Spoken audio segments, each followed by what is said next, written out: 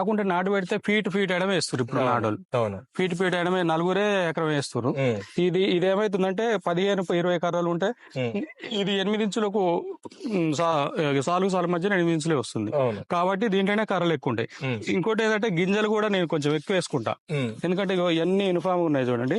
గింజలు ఎక్కువ వేసుకోవడం ఏమైతుందంటే పిలక రాకున్నా కానీ తల్లి కర్రలు ఎన్నులు వస్తాయి. పిలకనేమో తక్కువ వస్తుంది. పిలక కింద ఇది చూడండి, ఇది పిలక కర్ర, ఇది ఎన్ను తక్కువ వస్తుంది, తల్లి కర్ర ఎక్కువ వస్తుంది.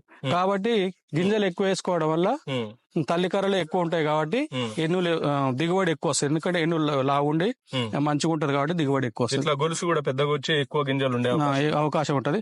ఇంకోటి ఏంటంటే కొంతమంది 6 కేజీలు 8 కేజీలు వేసుకోవాలని చాలా మంది అంటారు.